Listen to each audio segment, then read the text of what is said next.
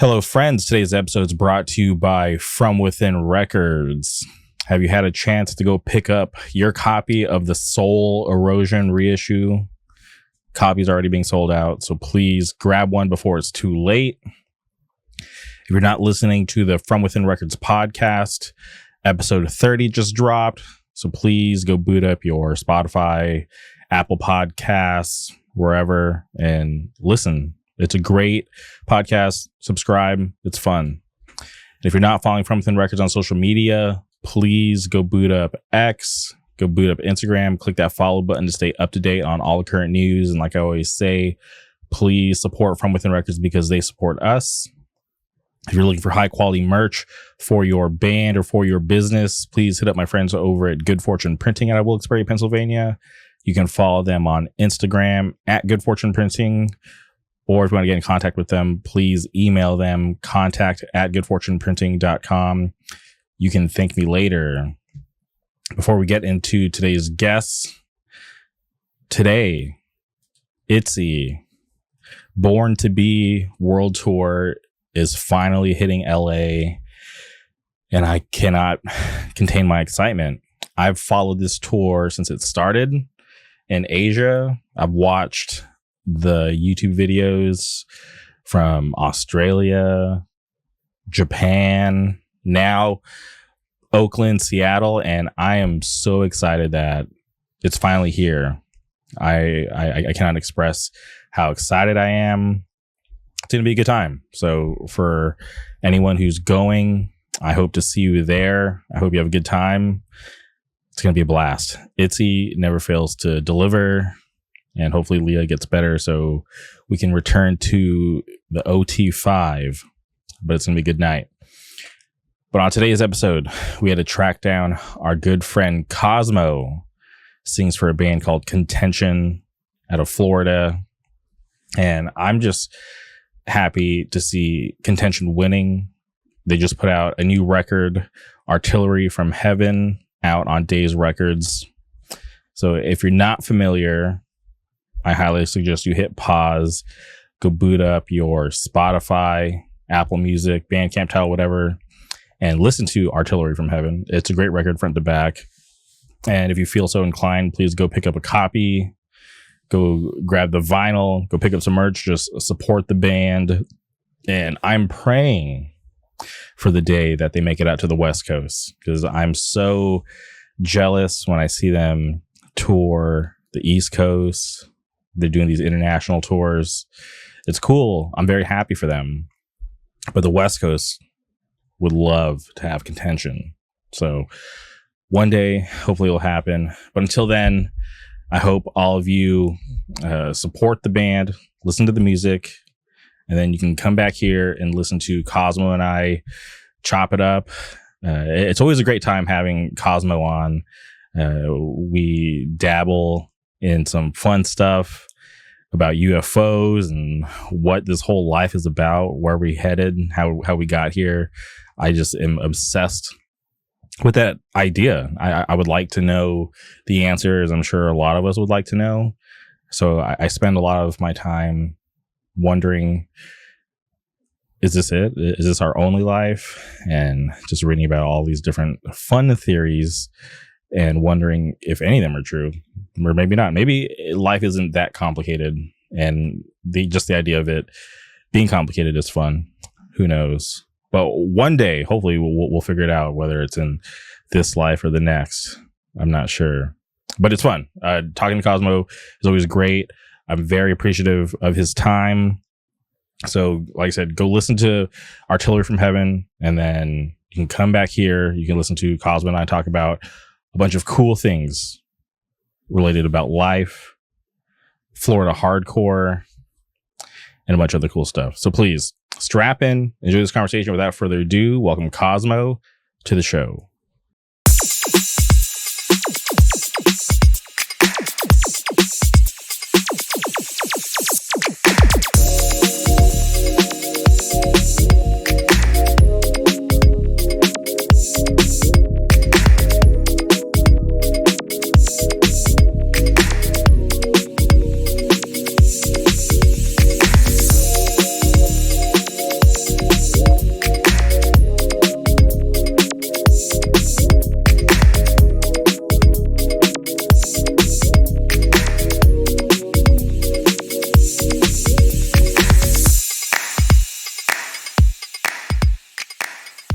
All right, and we're recording. Welcome back to the podcast, Cosmo. How's it going? How's it going, man? I'm doing pretty good. You know, I'm out here, worried about you because the domain man is still on the loose. Yeah, man. You don't want to fuck with those guys. They're big as hell. Yeah, I was dying because, I seen that picture floating around of, the cartwheel kicker. He's on the loose, and that's just comedy to me. I think that's so funny. Yeah, no, that's you don't want to get kicked by fucking Alex. And for people who may not be aware, there was this, a hardcore Reddit thread, which, I try my best to stay away from hardcore Reddit because to me, like, I go there and I'm just like, who are these people like discussing like the weirdest things about hardcore, things that are just like so irrelevant. But I was put onto this thread of this, maybe beef between Contention and Domain, and obviously for anybody who I feel like really knows the bands, or anybody in the bands knows that that wasn't even like a real thing. No, I was hoping you were gonna play along and I could go along with this whole thing, but no, we were just fucking with each other. Yeah. I don't know where these people. The Reddit shit's so funny. I have to stay off there because it's the most mind-numbing, awful fucking community, but occasionally I'll check in there. I'll fucking control F and look up like my band and some other people's bands and just see what's going on. Yeah, it's a little scary sometimes when you think about it, right? Where it's like, okay, we're a part of this thing called hardcore, and obviously we're so caught up in what we have going on, but then sometimes when you take a step back and you realize there's things like those Reddit threads going on, it's kind of scary sometimes. Yeah, there's a lot of. I feel like those people don't go to shows. I mean, maybe I'm wrong, but who the fuck are these people? And like, I'll see people on there, and it's a good thing that I don't know everybody in fucking Florida hardcore. There's a problem in your scene when you only know the same like 10, 15 people. It's a good thing when there's people coming around who you're not familiar with. But sometimes I'll see them talk about like fake beef and shit like that. And like, who the fuck are these people? Yeah, it's interesting. But okay, want to get into Contention. It trips me out when I think about that it's been 2 years since the Summer Offensive came out, and I didn't realize that it had been that long because it honestly, like, time seriously moves so weird. And I just maybe it's because I always see you guys in my social media feeds or whatnot, but maybe I just didn't realize how much time had passed since the last release. But can you talk about what has gone on between 2022 to 2024 with the band? Yeah, man. I mean, we definitely took our fucking time. Like, we took way too long in between, just because everybody had other bands. Like, everybody in Contention besides me and I kind of do have other projects, but most of them have other projects. And they spend a lot of time doing that. So we were writing an LP very slowly. We only really got serious about it when Days hit us up. I mean, we were writing it, but Days was like, "Do you want to put an LP out through us?" And we were like, "All right, we got to get our shit together." So we were writing right up until recording, trying to put Artillery from Heaven together. So we played a lot of shows. We did like Europe after Summer Offensive. And we did some little stuff in the US, but a big part of it was 2 members of our band, without getting into their fucking business, have like families now.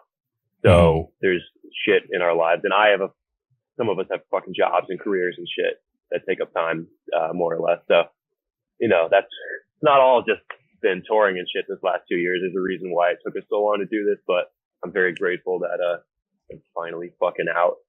Getting fucking weather updates on my computer and click this shit off. Weird. Okay. And I'm really curious to hear about, your overseas experience with Contention. Like, when you guys got that opportunity, like, did you know if there was like a big fan base for you guys out there already, or were you guys just kind of going into things kind of blind and just seeing how it all pans out? They assured us there was, but we were like, what the fuck? We don't believe that. We're really bad about checking like metrics and fucking Spotify shit. So I do it every now and then now, but at the time we were like going into it completely blind.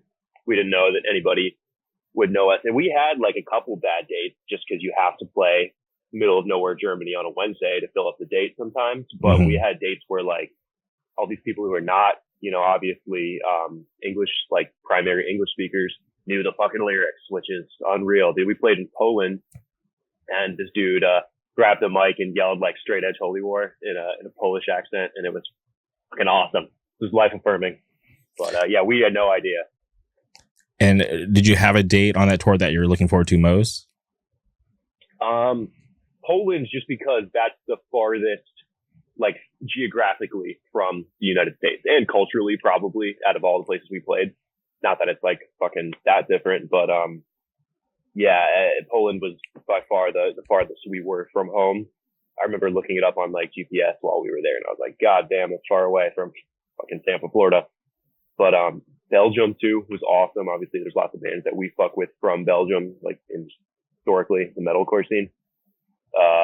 Fucking UK too. I mean, that was awesome. All the dates there were awesome. And on those nights where you mentioned like, Wednesday, middle of the week, you just have to fill these dates. How did you make the best of those shows? Because obviously sometimes you want to feed off the crowd, but if the crowd's not really, doing it that night, or if there's not that many people there, what was it hard for you guys to, get through those kinds of nights? Nah, we're always having a good time. Even if there's 5 fucking people there, it's still a good time for us. We're playing the songs we wrote. So we don't give a fuck. We tend to go, I certainly go a little harder when there's like nobody there, which is just your way of like, amping up and getting through it and shit. I mean, at this point in my life, I've been in a lot of bands and a lot of bands that did nothing and no one gave a shit about. So I don't get deterred when there's nobody there. Like it just happens sometimes. We play shows to this day, if you're on a tour, sometimes you just get a bad one. It's just how it works out. There might be something down the street going on, and big bands, like bands way fucking bigger than us, you still have a bad date every now and then. It's just how it's part of it, Mm-hmm. And how long was that tour overseas? Like 14 days, something like that. Not all of those. We had an off day, and then there's days where it's just travel. Cause getting there is not crazy. It's not like Asia, but it's 7-8 hours, something like that. And then getting the fucking rental and figuring out cultural differences when it comes to driving and shit like that. Like there's some things that take up time, but I think 14 dates, something like that. They wanted us to do more and get into like some of the other countries over there. I forget where the fuck, like Hungary and whatever the fuck. But we had to kind of cut it short because we all have jobs. Can't take that much time off. And as far as those cultural differences, did you guys prepare and learn about those beforehand, or was it all just new, when you got there? No, we didn't. We're not smart people. No, like driving on the other side of the road, we were like, fuck it, we'll figure it out. We drove ourselves everywhere. Europe's fine. Europe's the same as far as driving. It's just faster. You can't drive on the left side. They get mad at you. We got pulled over in Czech Republic by like 4 fucking dudes in the smallest car, like 4 cops. And like they pulled up and 4 of them fucking came out and started going through our papers and shit. But nah, yeah, it was fine. Josh drove the whole thing, I think. Me and Lucas drove a little bit towards the end, I think, but Josh drove on the wrong side. We just got through it. Just figured it out. Yeah. That's awesome. I've never driven in another country. Like whenever I travel to like new states, I always like to, try to get on the road just to say that I've done it. But most of the times everybody's like, oh, you're just like some crazy, driver from California. And I get it, because out here, whenever you get on the freeways, it's like a battleground out there. It's crazy. I've done it. Yeah, I've driven in LA, and it's fucking crazy. Florida's out of control. Florida's ridiculous because it's like there's too many people for the roads here. So you're just constantly in traffic, and you're constantly like having people doing crazy shit because they're fucking 75 years old and doped up on meds and shit going across 4 lanes. So nothing scary to me at this point. I've driven in New York City and shit too. So it's the same everywhere. It's always fucking crazy. Yeah, no, everything was sick over there. I mean, there was all the problems in retrospect were just not that big of a deal. We had a fucking blast. Mm-hmm. And I'm just curious too, about merch. Did you guys get someone local to print merch, or did you guys bring stuff with you from the States? So there's some, I don't know. I don't give a fuck, whatever. There's certain rules in place where you can't bring shit over. So we did UK and Europe, Okay. And when you say, it's all, to Americans, we're like, it's all fucking Europe. UK is just an island. To them, they're like, no, that's fucking UK. That's different. Don't fucking call it Europe, whatever. So you can't bring merchandise or guitars or fucking anything across the border from the UK after Brexit, because I guess there's always a chance, and I guess it's stricter going into UK than vice versa, whatever the fuck. So we printed everything in the UK through, I'm going to fuck it up. It's like Sangre something. Sorry, I don't fucking remember the name of it, but they were great to work with. Ollie from the Coming Strife Records handled all of that, put us in touch with them. We printed everything in the UK. We put it in these giant fucking duffel bags and we carried it over the border. We had to put our dirty clothes on top. Like, we had to get all our clothes out at the border. I remember waking up at the fucking cliffs of Dover, getting on the tunnel or whatever the fuck. And the dude who drove us, Tomas, he's like, all right, I'm not going to do his accent, but he has a strong accent. And he's like, get all your shit out, open the merch up, put your clothes on top of the merch. Because if they see that you have merchandise, 100 of the same shirt to sell over there, somebody could say, yo, you got to pay us the taxes on all of that up front. And they're going to collect hundreds and hundreds of fucking pounds from you at one time. So it's really important that you, or euros or whatever the fuck. So, even guitars, they can say, what, are you going to sell that across the border? We want the 20% fucking VAT tax on it up front. So they can do that to you. So you got to be careful. It just comes down to, if you look sketchy, which is impossible to not look sketchy with fucking 5 dudes with tattoos and shit in a van.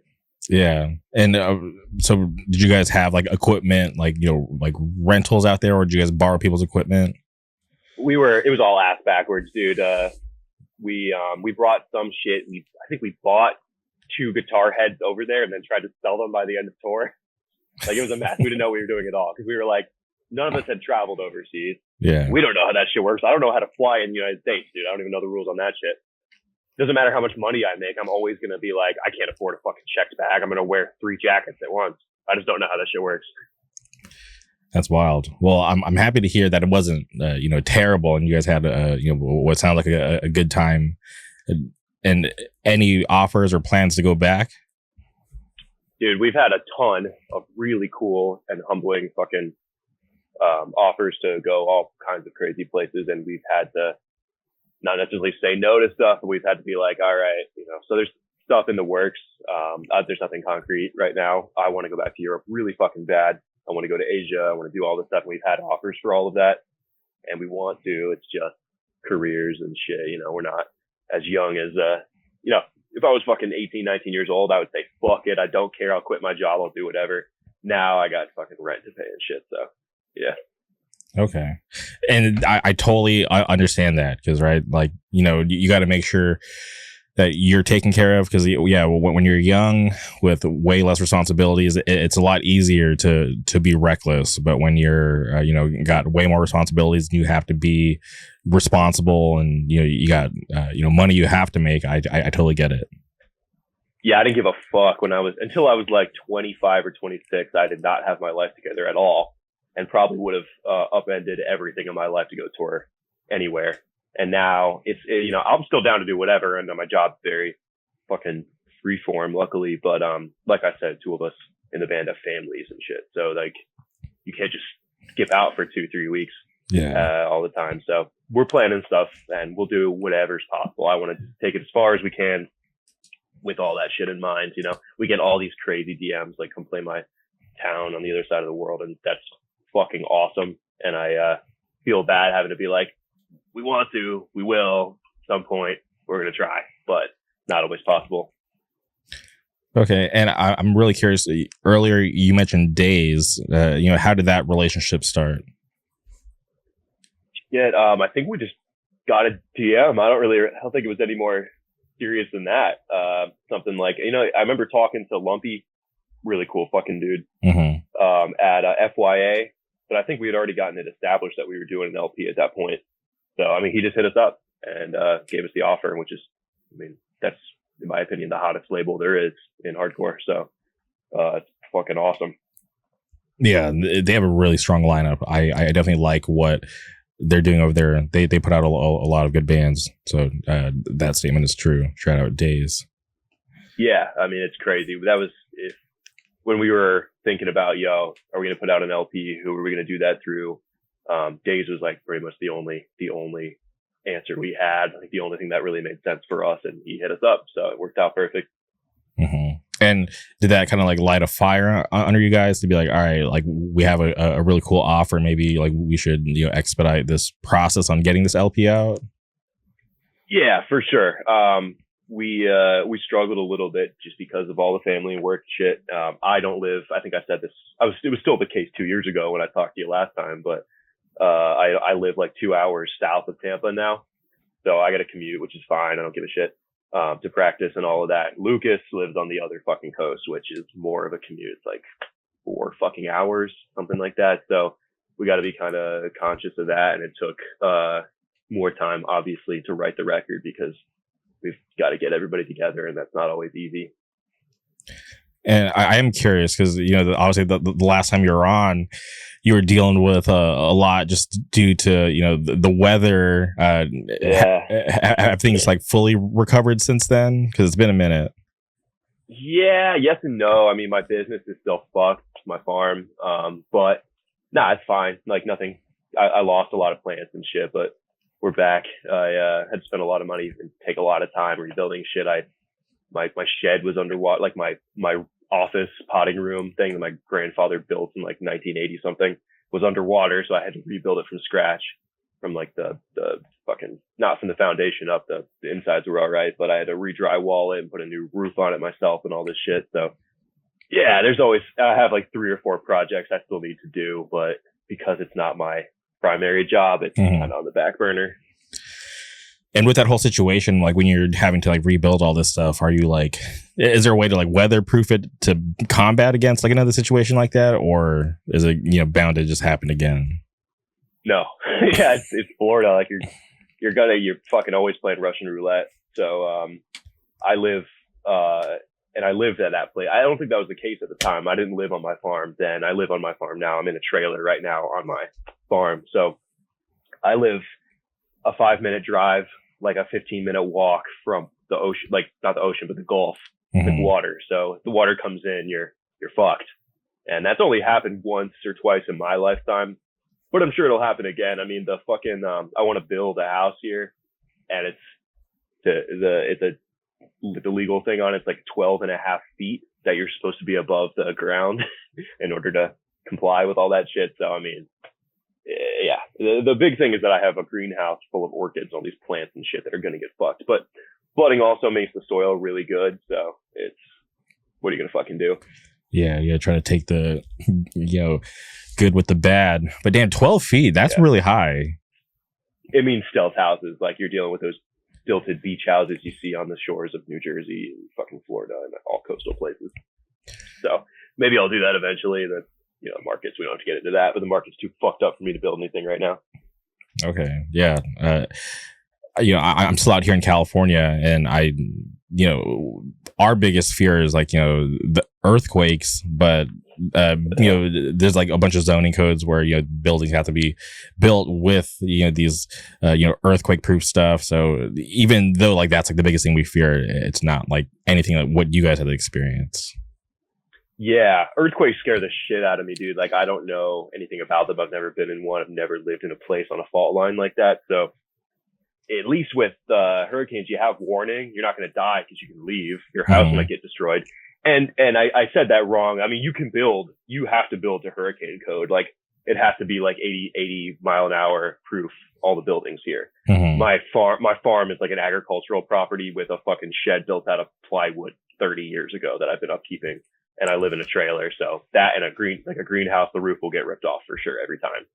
So what are you gonna fucking do? The houses here, though, yeah, you have to build the hurricane codes for sure. They'll all be fine. Windows are all hurricane proof here, so you can throw a fucking brick through them and nothing's gonna happen. Nice. And being an earthquake is just, I'm always confused because I've been in plenty of them, big earthquakes, small earthquakes, and I'm either sleeping, so I've slept through a lot of them, right? I'll wake up to all these notifications on my phone, or I'll check Twitter and see all the local people tweeting about the earthquake.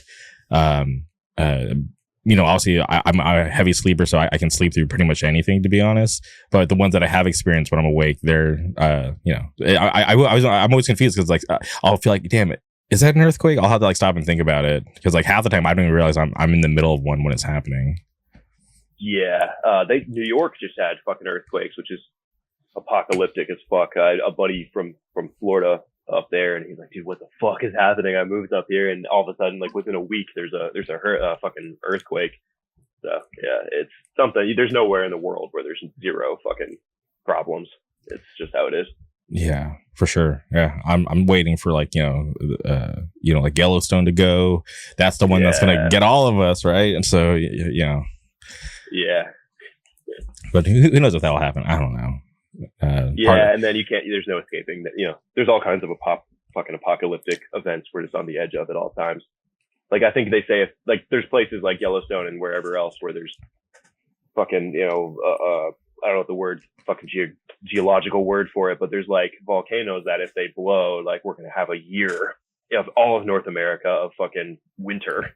Yeah, which so what do you fucking do? Yeah, as much as I would enjoy that, obviously it's not good for the world. Yeah, it's bad when the fucking crops in the middle of the country all die and we starve to death. So that part sucks. Well, it's all right. Bill Gates, he's buying up all those farmlands. He's gonna take care of us. Don't get me fucking started. Come on. That shit's scary. Oh, 100%. 100%. I get down these like rabbit holes. There's I think it's an Instagram. It's called like Weird Times or Weird Science. And like it was like new to me. Like I just found it like a week ago. So I'm not even kidding you. I spent like 2 hours just like watching every video. And I'm just like, and like some stuff I find really interesting, but then there's other things where I'm like, oh no, that sounds like horseshit. So I'm going to skip over it. But like a lot of the, I get really fascinated with like the origins of like the planet. Yeah, dude. You ever read, there's a cool book. It's a long read. It's like kind of like pop science, but it's still like a dense read. The history of almost everything, something like that by Bill Bryson. It goes into like all of that shit. Really fucking fascinating. There's tons of cool facts in there, but you can do it as like an audio book and it's pretty palatable.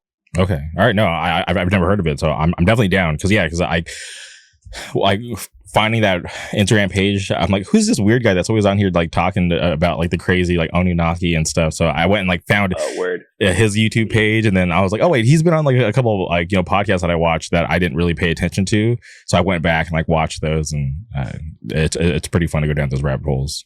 I'm a huge fan. It's my life's work, honestly, studying crazy people and just like the most outlandish fucking beliefs I can. I devote so much fucking time to it, dude. Like anytime I'm on my phone and I have downtime, I have a Twitter I don't have anybody I know on it except for I think Bailey.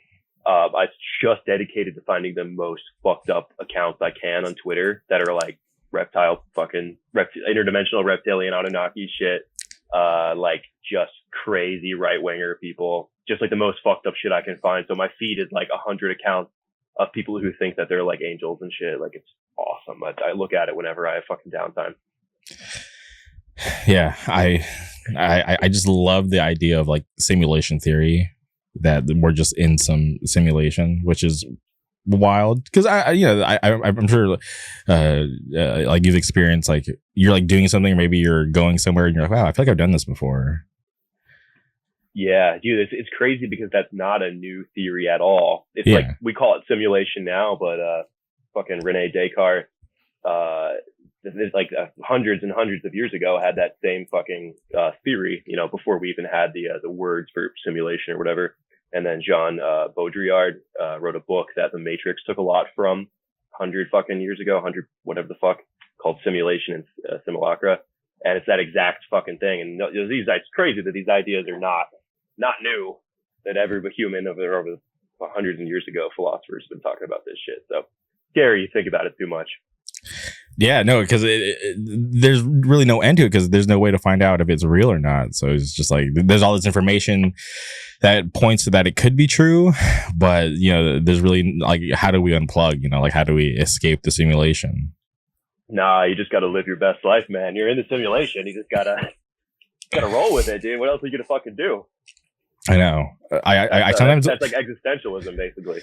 I find myself like leaving these like mental markers. I'm like, fuck, I should have done this. I was like, all right, when we circle back, I'm gonna make sure to remember that I messed up here. I'm gonna try to do it right. Yeah, Yeah, that's all you can do, man. The only philosophy that's ever really made sense to me is like existentialism, and that's that like there's no inherent meaning or value to anything. You just kind of have to make your own morals on what you think is right and kind of live the best life you can. And that's the only thing that's ever, out of all those fucked up theories and philosophies and shit, that's the only one that I ever actually think about. And I'm like, yeah, that sounds good. 100%. Yeah. There's this movie that I've been trying to get a hold of, but it's like I like rent it on Amazon because it's like not like on like Netflix or anything. I forget what it's called. I'm going to have to look it up because this is going to bother me. What is it? It's about this Japanese guy who's a janitor. Have you heard about it? And like he just loves his life. Hold on, I have to. Yeah, I don't think so. I bet my girl would know what you're talking about, though. She's up on crazy Japanese movies. Okay, so it's called Perfect Days. It came out last year, but yeah, but it's about this like a guy who cleans public toilets in Tokyo, but he just loves his daily routine and just finds enjoyment out of just like the most like the breeze blowing, and it's just like, wow. I was like, okay, I want to watch it because it is trippy to me how like things that probably mean so much to me doesn't mean shit to anybody else, right? Because that's not where they find their happiness. And it's just like, there's so much out there that could make you happy. Yeah, man, especially getting slightly back to music. It's like I meet people all the time who have no connection to subculture or seemingly have any hobbies beyond getting fucked up. They like work their 9 to 5 and then go home and get drunk, and that's about the extent of. And it's fucking depressing, dude. You meet these people. Any job you have, you're gonna meet these people. But I'm like, yo, how do you find, at least if I had nothing else going on, like hardcore stuff, fucking exciting, that like I can't fathom not having some sort of outlet like that or some sort of hobby. It's obviously cringy to a lot of people, so I don't talk about fucking music like that to random people I meet, but. I have this, that's a real fucking, depressing hole to go down when I start thinking about other people's lives, which is fucked up. I'm not being judgmental. I'm just like, God damn, it's really a bummer when people if they never have subculture of some kind enter their life, even if it's fucking something lame, like ICP shit or something, that's got to be way more fulfilling than having nothing. Yeah. Sometimes I puzzle myself. I'm like, why don't they want to do more? Or maybe that, maybe it was a fight to get to where they are. I don't know. It gets, I sometimes think about it too much where I'm like, I'm wasting time now. I was like, I need to not care. Yeah, I wrote a song about it. It's called Lobotomite Bliss off the new record. If you read the lyrics, I don't know what that's about. People with no substance in their lives. Yeah. A lot of fucking people. Okay, going back to the new record, I am curious, the album art, who or came up with that idea? Okay, like let's get a picture of this crazy canon. I made it. Trey York, a friend of ours from Tampa, helped out with the design of the layout and all that shit. But I made the album cover like over a year ago, I think, because I was like, yo, we should do something like this.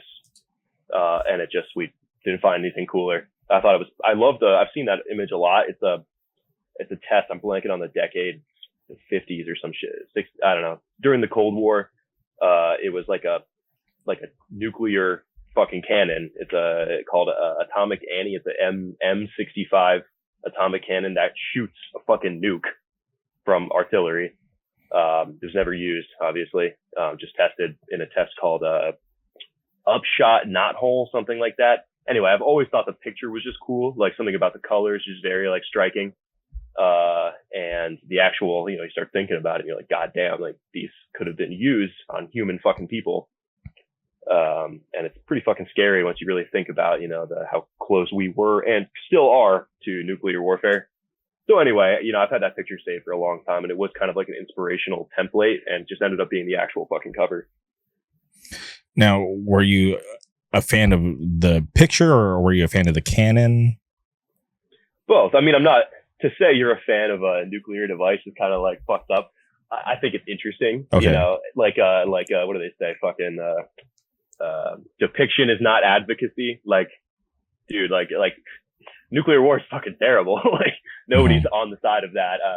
I read a book called, It's by Annie Jacobson. It's called Nuclear War: A Scenario, and it was really influential on me. Not, the lyrics aren't all about nuclear warfare directly, but that's kind of the overarching theme of the record. And that book had a lot of influence on that, because it's like essentially going through what happens if North Korea shoots a nuke over here. And it's like basically within 72 minutes, just because of the protocols we have in place and Russia has in place and all the nuclear powers have in place, in 72 minutes, the world would be fucking annihilated, because of we have to launch. It's the rules basically that the government has. If we get shot, we launch on warning, which means we fire all of our nuclear supplies off before their nuke hits the ground. And if so I won't go into the whole fucking thing, but terrifying to fucking think about. So, that shit's been like an interest of mine for a long time. It's obviously like a morbid fascination, but, yeah, I was happy I finally got to do that as a theme on a record, because I've wanted to for like 5 plus 10 plus years. Yeah. I've played Fallout, the video game. I've watched the TV show. I don't want to live through that. No, dude, it fucking sucks. You think you're going to come out okay. There's no level of prepping. It's geographical, but at a certain point, if enough nukes go off, the entire world will have a mini ice age, for 10 years, where the sun is blotted out and crops can't grow. Like, there's no getting out of it, especially if other countries start fucking warfare. So anyway, well, best to be avoided. All those rich people in their bunkers, they're already getting ahead of it. Yeah, it's just, you're going to come out to nothing. You might be able to survive the initial, but radiation sickness is fucking horrifying, dude. If you look into like the demon core and like the meltdown at Chernobyl and Fukushima and like all these events where we've seen the effects of like your organs essentially all liquefy inside your body. Like there's no good outcome. Yeah, obviously Chernobyl was like before my time, but like Fukushima wasn't that long ago when you think about it, right? In terms of like something catastrophic like that going on, it's scary. Yeah, it's terrifying, dude. And like nuclear power is sick, but the downsides of it are really fucking scary. I wouldn't want to live near one of those. And just reading that book, I will never in my life live in Washington D.C. or New York City. Like, just on the off chance, like those are the places that are getting nuked first. Like, it's just scary. I couldn't walk around thinking about that all day. Yeah, I'm pretty far enough away from LA where I'm like, all right, cool. If something crazy happens, I don't think anybody is targeting Anaheim, California. Like, yeah, we have Disneyland, but it's not. I don't think it's that important. You guys have a nuclear power plant somewhere in South California that this book that I was talking about, Nuclear War Scenario, actually uses as an example. As if North Korea nuked that nuclear facility, there would be like Chernobyl times 10 over the southern half of California. So I check that shit out. Check your GPS, see how far you are from the closest nuclear reactor. Well, I was I was listening to a podcast and they're talking about that they're thinking about building some nuclear reactors to start powering things, because like with like electrical vehicles like becoming such a like mainstay like out here, they want to be able to power it long term, like not having to rely on like the normal power grid, because it's going to take up so much power. Yeah, it's kind of I don't pretend to be an expert on this shit, but me either. Obviously there's really scary fucking downsides to nuclear power, but it's like wind power doesn't work. So solar is not as powerful as it can be yet. That's obviously the goal for most of those energy people. But the alternative to all of that shit is what we have now, which fucking sucks. We have to rely on, nations with horrible fucking human rights records to buy oil from. Like, what the fuck else are you going to do? Or there's oil in America and you have to murder seals and shit to get to it. So you're kind of fucked if you want to drive a car no matter what. Even electric vehicles. Have you seen this fucking YouTube shit where they show the African fucking cobalt mining operations? They call it, what the fuck they call it? Artisanal cobalt mining or some shit, where like one dude, like, you're gonna die if you do it, but everybody does it there because it's the only means of income. Yeah. And that's what you have to do to have a fucking iPhone or an EV. So I almost bought a Tesla recently and I was like, that's not a flex. They're cheaper than they used to be and you get a big subsidy for them. But okay. I was a little put off by the whole thing. I'm like, it's just still too, like, I don't know. I'm just too unfamiliar, I guess. Yeah, right. We're all cozy here in America, not having to even think about where these conflict minerals come from. But like when you break it down and you track the source, you're like, holy shit! Like just to have an iPhone, right? Like for them to have to go through like that horrific stuff, it's just like, geez, like we're terrible. To have a new iPhone every year, like how many I mean, dude, you just can't. Not that you can't think about it, but it comes down to like harm reduction. Like what's the least amount of people that have to die for your fucking convenience? Difficult to think about, obviously, and I don't have any fucking answers, so I won't pretend to be on any sort of moral platform here, but it's fucked up, basically. Yeah, but also puzzles, like I think about, like, man, like with all this tech and machinery that we have, can't someone create like an easier way where people don't have to die? Yeah, and then you get into motivation on who makes what money and who doesn't make what money when we pursue, what they say, like something about when the light bulb came out, they could have made it last forever. Each individual light bulb could last 100 years, but the cartel of light bulb makers or fucking whatever the fuck shut it down. So now we have light bulbs 100 years later that burn out every year. 100%. I don't know if you've ever seen that documentary. I think it was back in like 2009. It was like Who Killed the Electric Car? No. Okay, like I think it was like Saturn and like GM. Like they had this electric car, and it ran well, but like you could only lease them. You couldn't buy them. But then eventually they were like, all right, everybody has to give them back. And you're just like, whoa, wait, why? When like these things were like efficient, and it's just like, all right, like, it got to the point where like, it's like, all right, like these like oil tycoons were coming in and, probably putting pressure on these companies to not make those kinds of vehicles. Cause obviously it's going to affect, their money. Cause, you got like back in 2009, right? This like, it's crazy. You should check it out. Yeah, I will. I don't want to out myself as like an actual fucking weirdo, but I mean, there's the amount of people that have died in like mysterious circumstances around, that shit is not zero. Yeah, like people the guy die from like 2 shots to the back of the head, suicide. Oh yeah, he shot himself twice because the first one didn't work. Yeah, I always see those like random TikToks like, oh, this guy, created this engine that runs on water and then disappeared the next day. And you're just like, oh, yeah, it's not entirely fake. Like some of that shit's overblown, but the amount of people who have died is not zero. I mean, look at just the shit that's out and proven. Like that's not conspiracy. Like Chiquita Bananas murdering fucking union leaders in South America. Like I've never heard of that. It's real. I got a long time ago, but it's real. Okay. Coca-Cola murdered fucking union leaders in also South America. I don't remember which country. It's all like they got caught paying local hitmen to murder these people because they wanted raising. Like it's not fake. Like there's a lot of shit out there that's like, you start talking about and you feel like a weird fucking uncle. But like you can go on Wikipedia and there's declassified shit from not that long ago. Yeah, that's incredibly fucked up. JFK, like we live in a country where we kill our own president. Yeah. Again, I'm not gonna out myself as a total fucking weirdo on a forever platform like this, but yeah, we can talk about it off camera sometime. Okay. You put on Instagram, I maybe it was last week, I can't remember if I'm being honest, but there was a Revolver magazine article, and I'm just really curious that they spelled your name wrong. How did that happen? Because I'm sure they asked you for your personal information, right? Or did they just guess how to spell your name?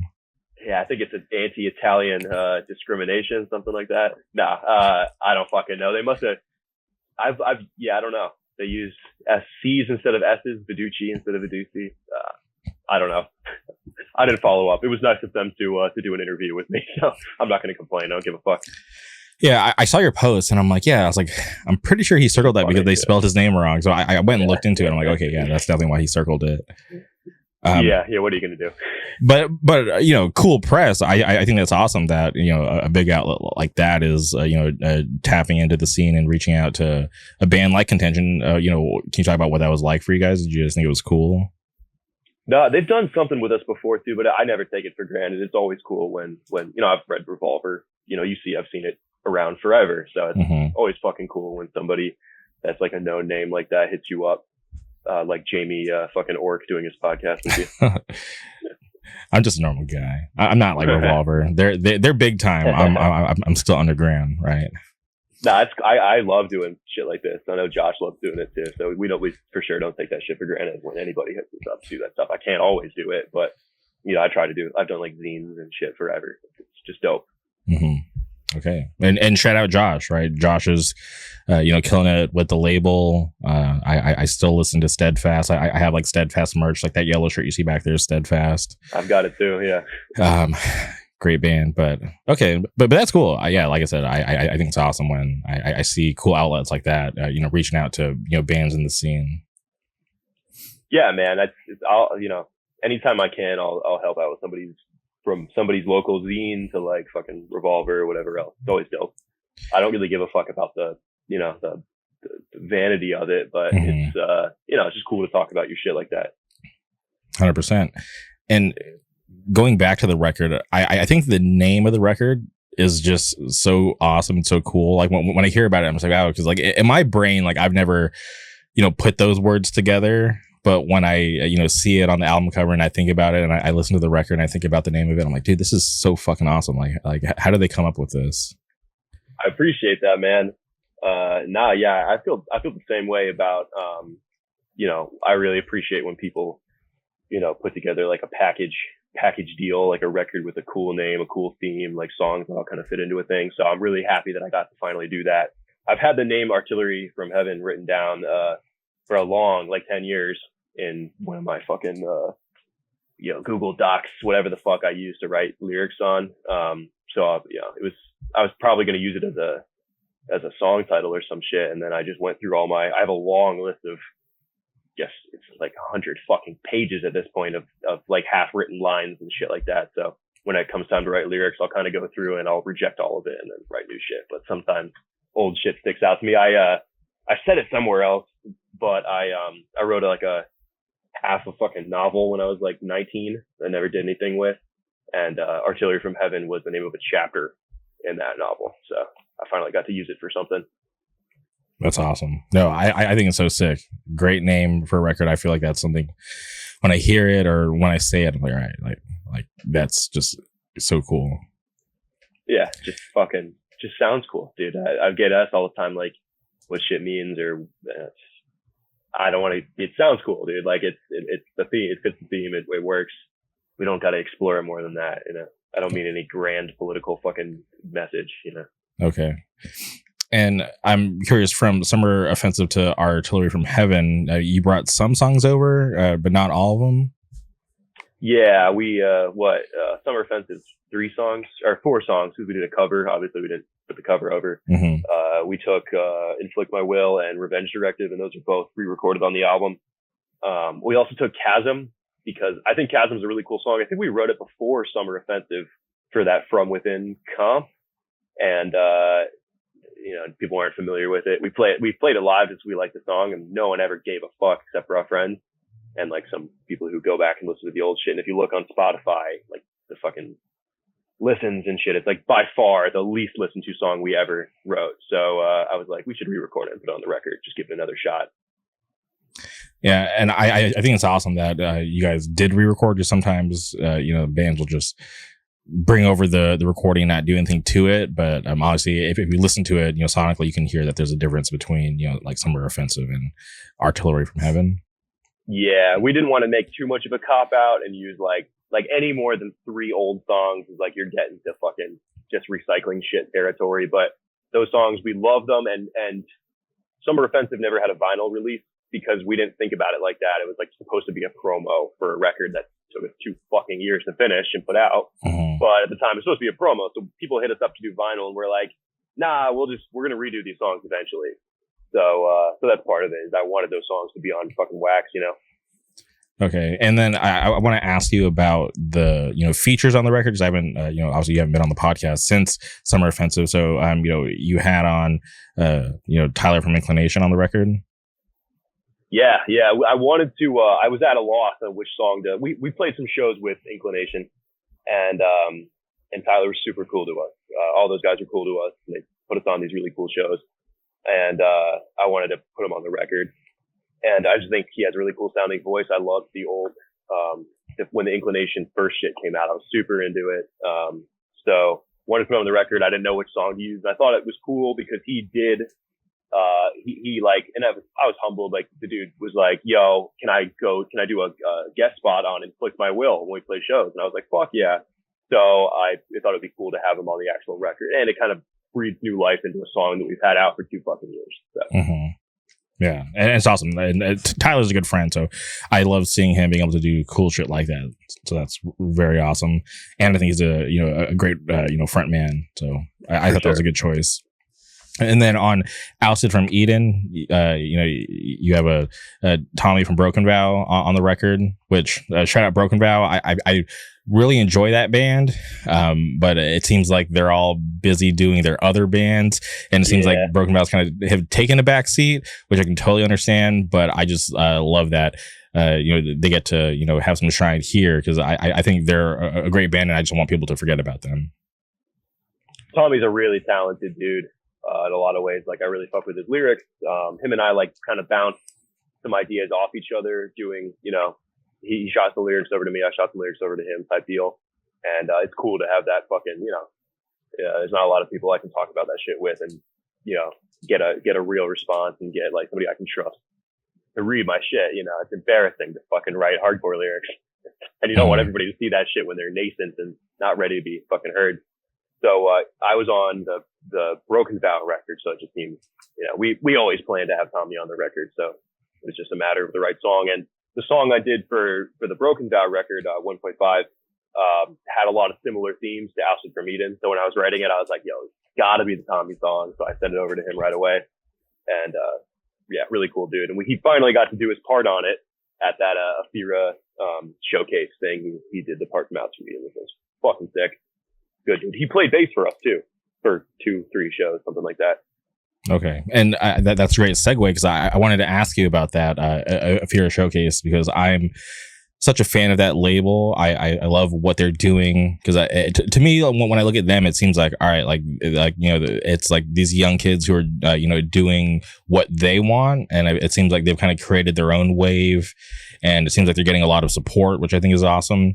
And I'm a fan of a lot of the bands on the label. And when I saw that you guys were playing the fest, I thought that was really cool. So I just wanted to know what your experience was like, just because, just hearing about it, I was like, damn, I wish I could have gone to that. It was awesome, dude. I mean, you should have seen the amount of fucking people there. It was pretty crazy. It's really, really cool thing they have going on there.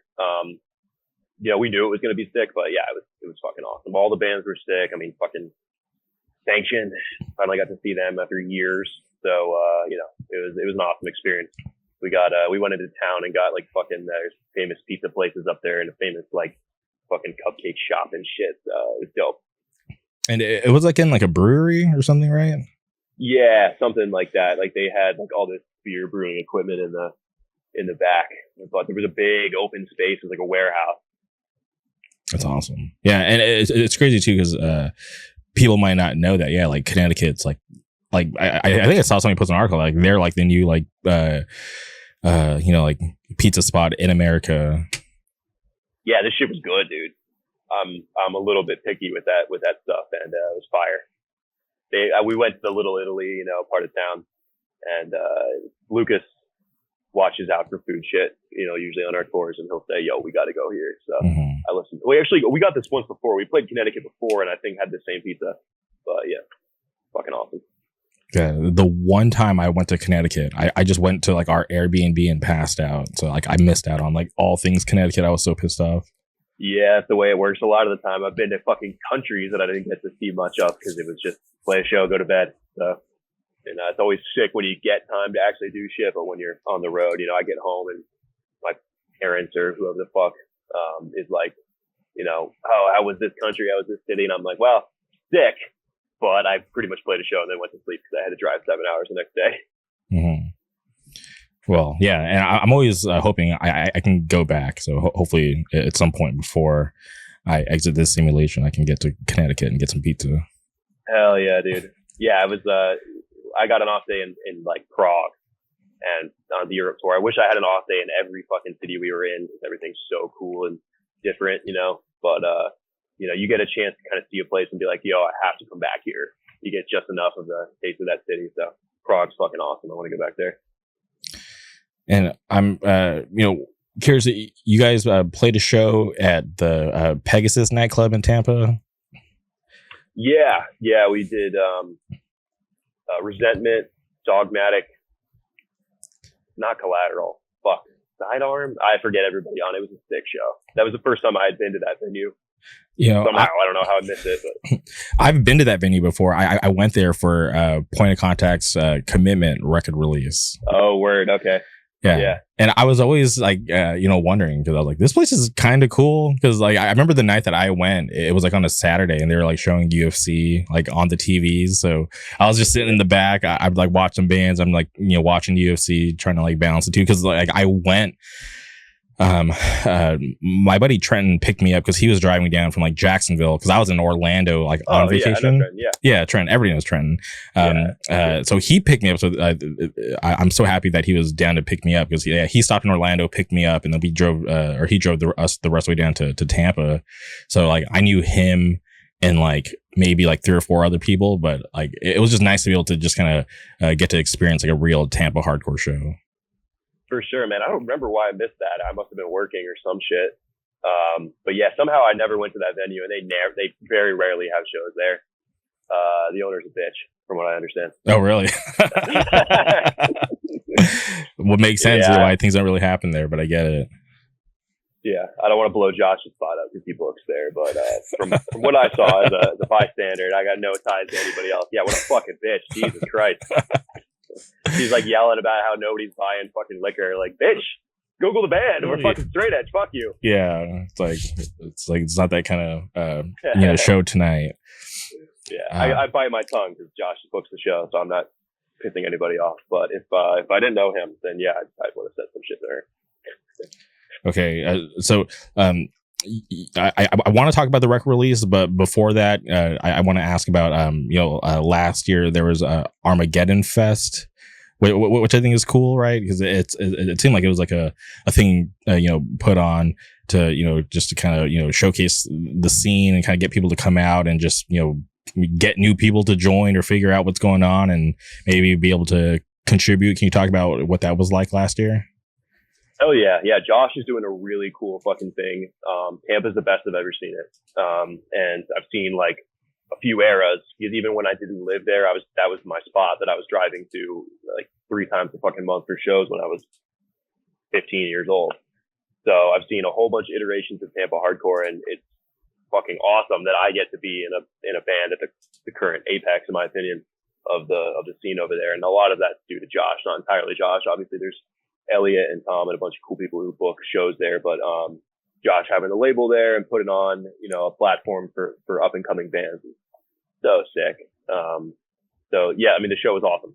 Really cool bands there. I'm trying to think of who. I think Fake Eyes played, and they're a band I'd never seen but was really familiar with. The show was fucking awesome. They're doing it again this year. Obviously, I think it's called something different, but we're playing. It's gonna be a record release. It's gonna be fucking awesome. Go buy tickets. I think they have tickets for sale.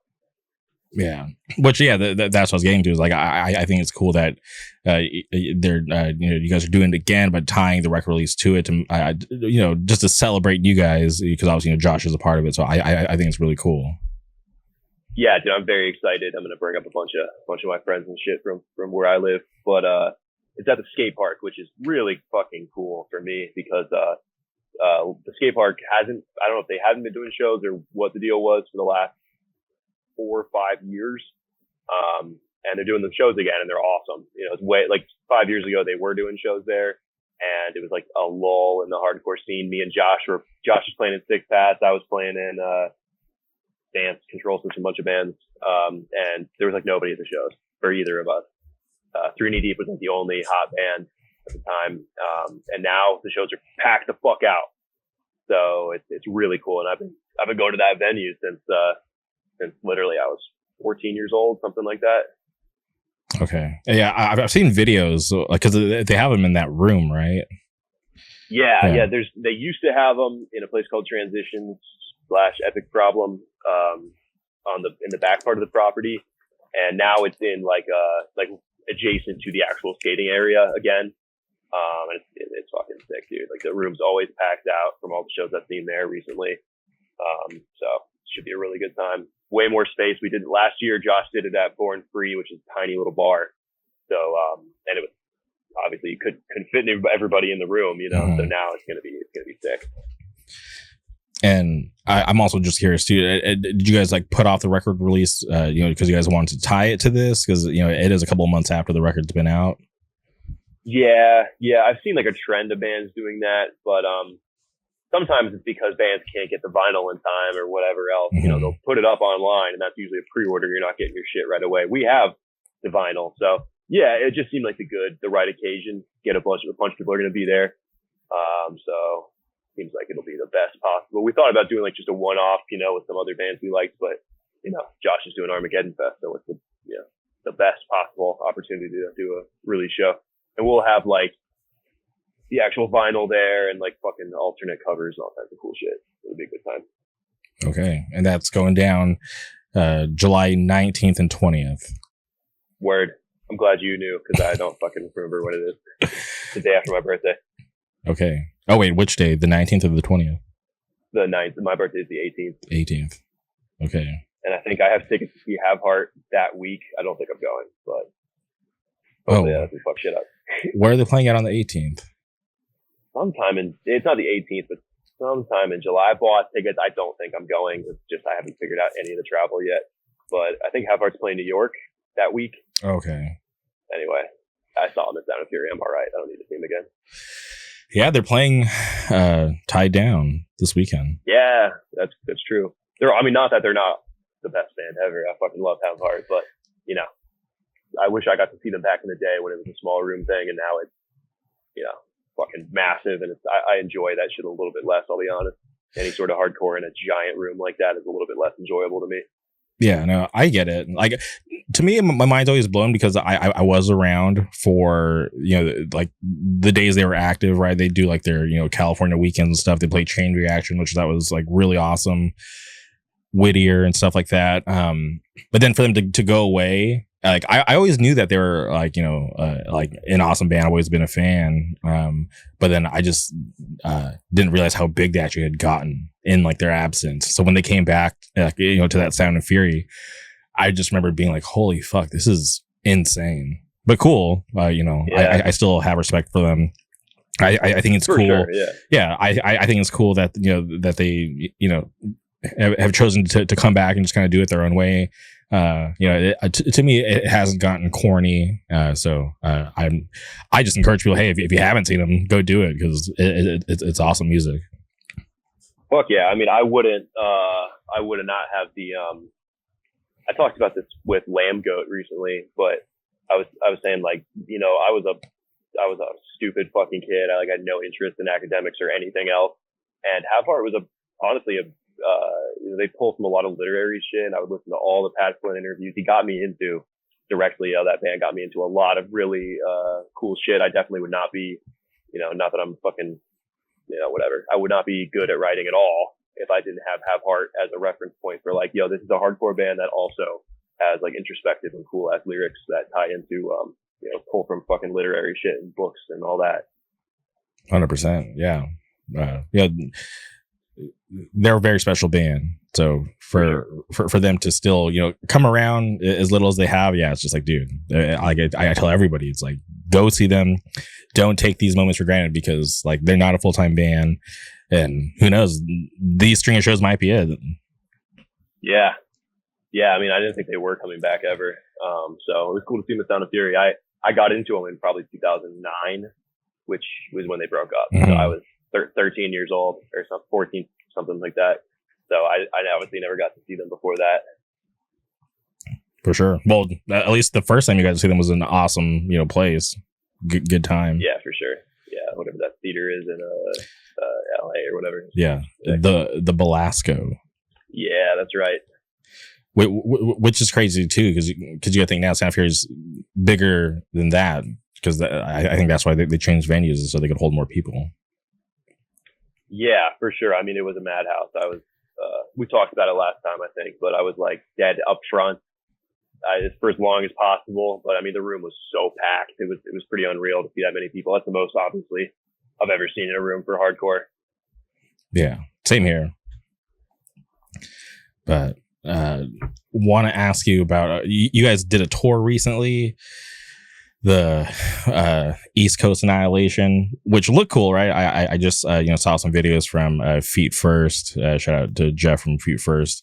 You guys played at that Lithuanian church in Pennsylvania, which like I said, awesome video. But I'm curious, when will there be a West Coast Annihilation run? Oh, we want it so bad, man. It's just tough to plan. I promise it'll happen. I don't want to speak for other people's schedule. My schedule's wide fucking open, so it's just a matter of getting everybody, a week off to do it, But we need to. It's way overdue. 2 years ago, we had this fucking conversation, and I was like, "We're gonna do it, I promise." And then a bunch of shit happened in other members' personal lives and shit, so it's just not really been feasible. It's gonna happen. It'll happen for sure. I promise. Sorry, fucking California people that I've been saying this to forever. Yeah, I'm sure I'm not the only one who wants to see you guys out here, but yeah, I feel like obviously you guys, there's a ton of bands out here that you guys would, fit in with, or be good on the bill with. So many awesome bands, Field of Flames and shit. There's so many sick bands from that area. 100%. But no, this tour we just did was sick. The Philly date was cool.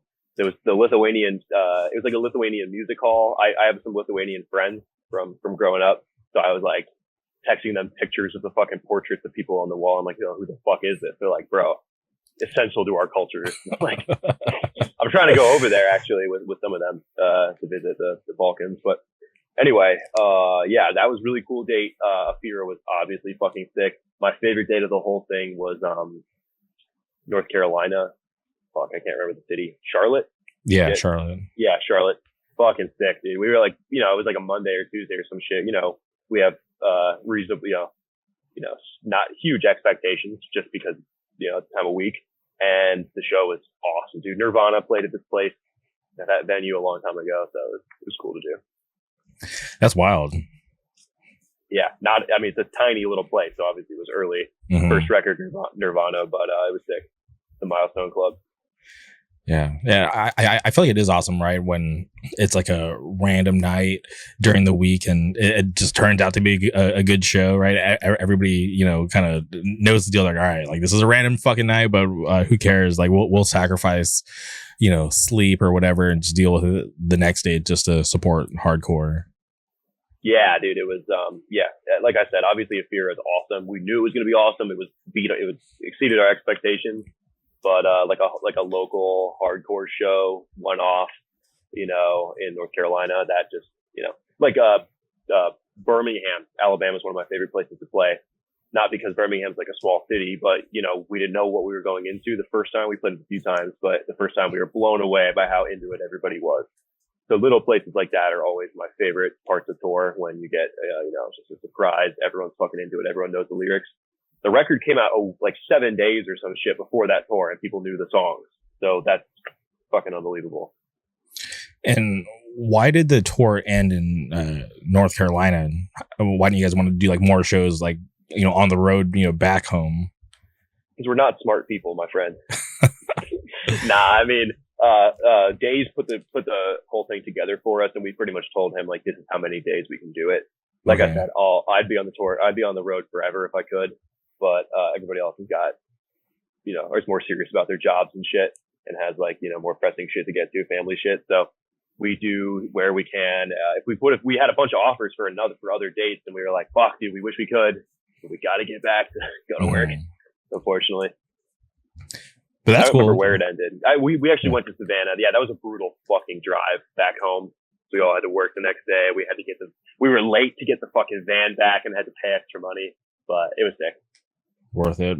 Yeah, but I think it's cool that Days was able to put the tour together for you guys, because sometimes booking is just like such a headache.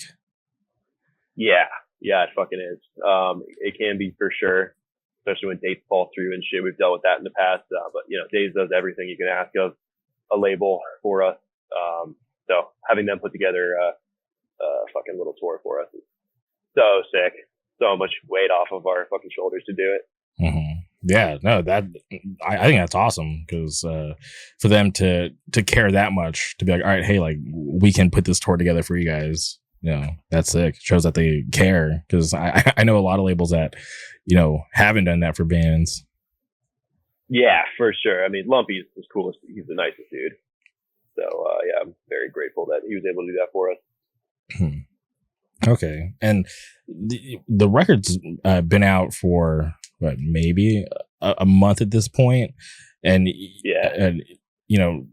being able to take a step back, how has it been for you? Because it was a long process to put it together, but to be able to have done the East Coast Annihilation, play the Afira showcase, and kind of see how the people are rocking with it, like how has it been for you?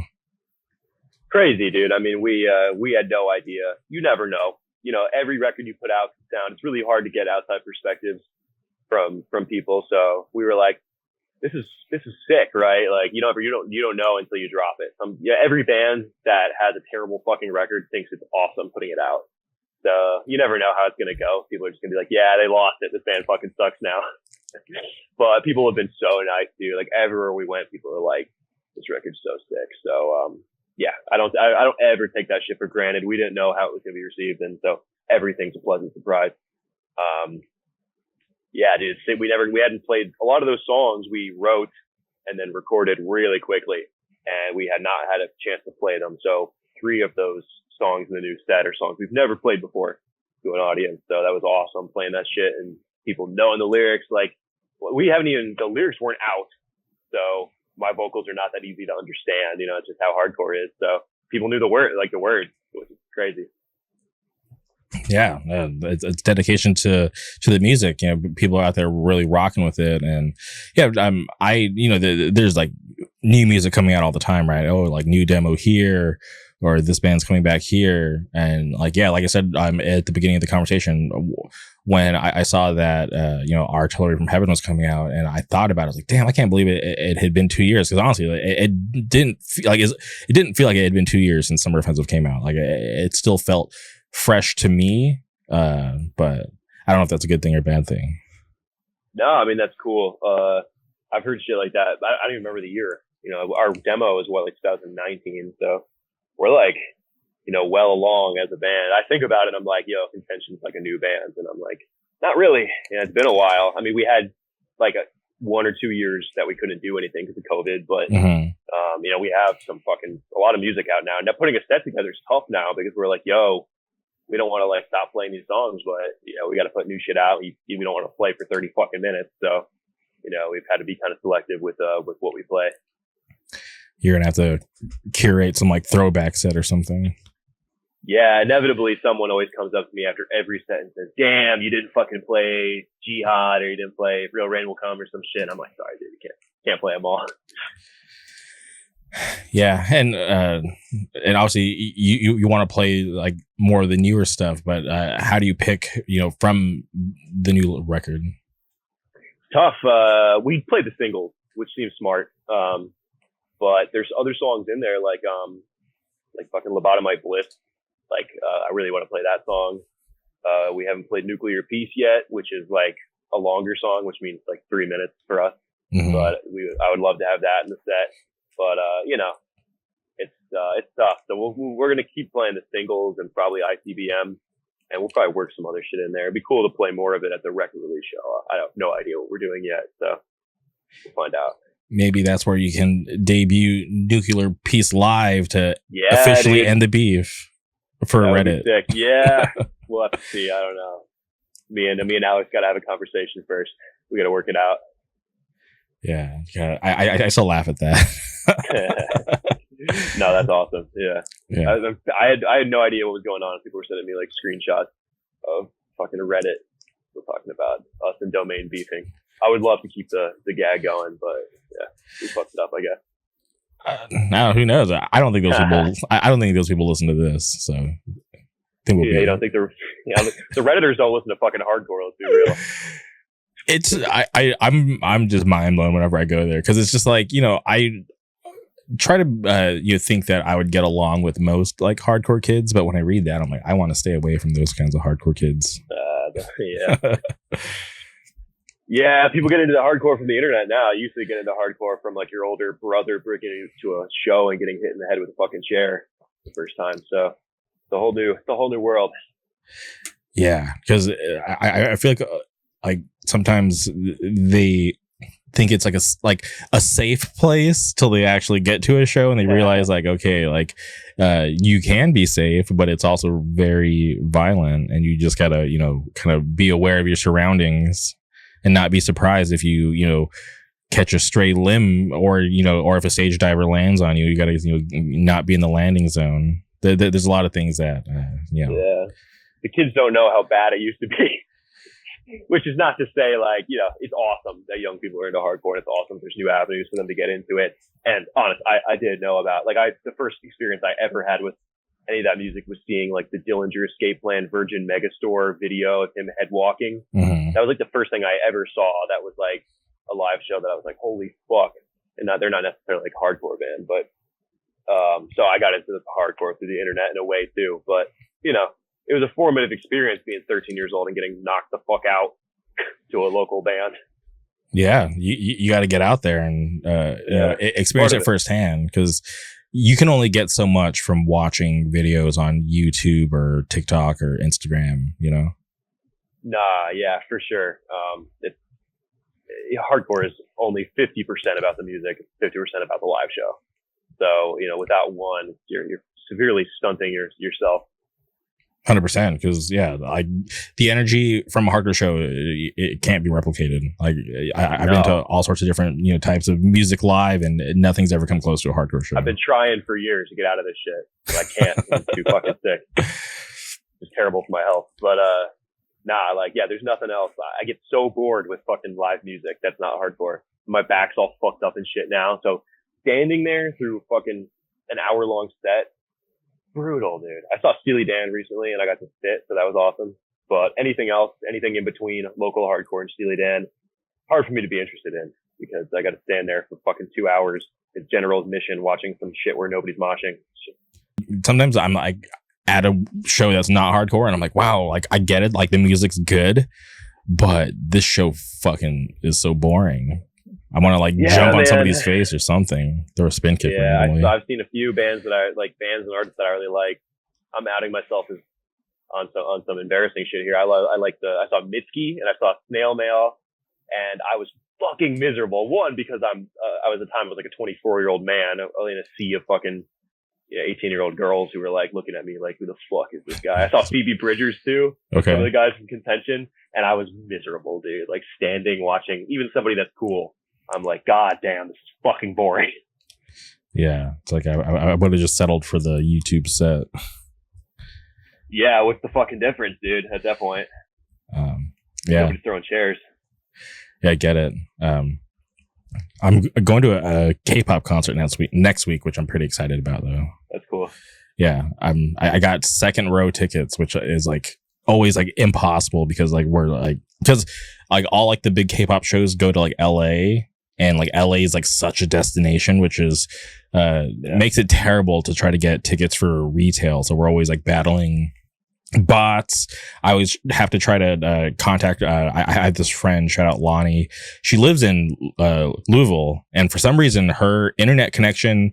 I think she like where she lives. She's near like these like certain like data centers where the traffic gets funneled through, so she always gets in, no matter like anytime like we've ever like hit her up like, hey, like, are you working, are you off, can you get us tickets?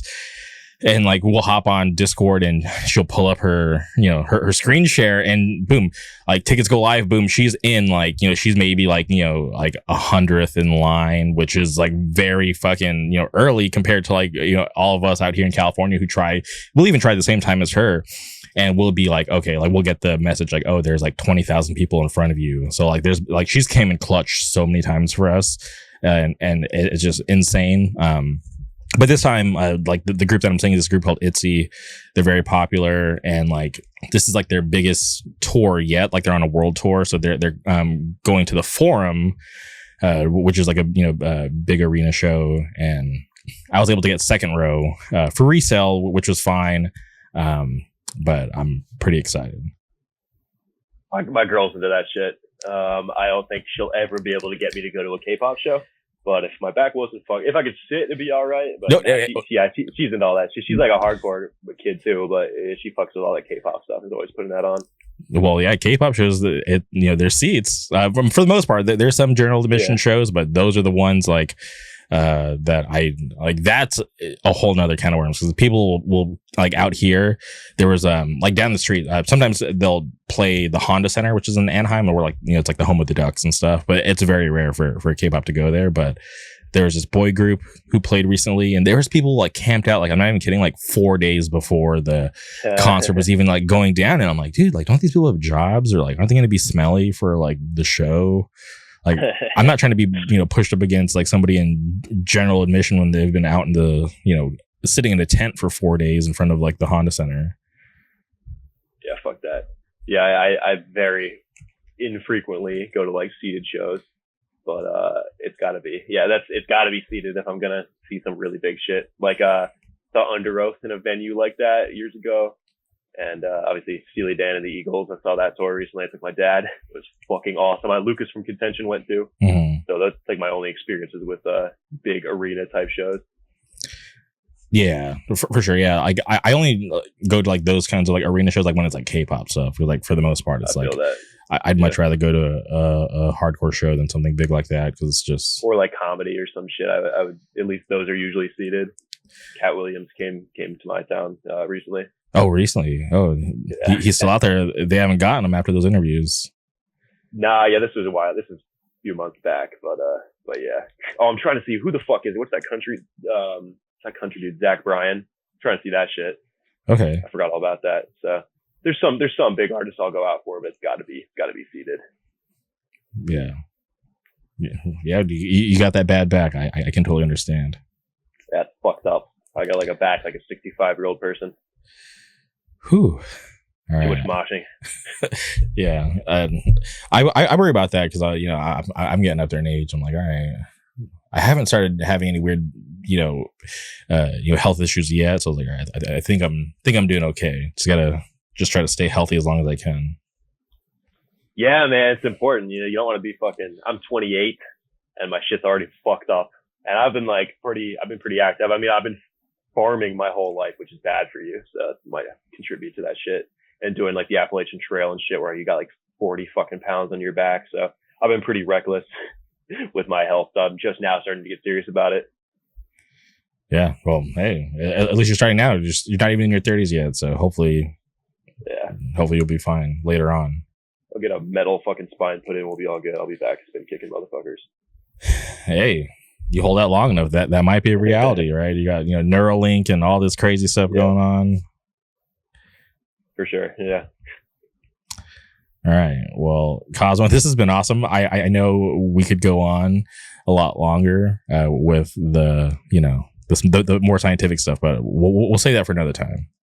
Word. Okay, sounds good. I got 30 minutes of light left over on this side of the world, so I gotta go get some farming done. Okay. All right. Well, I really appreciate your time. Love what you guys are doing with Contention. But before we sign off, is there anything else you would like to say?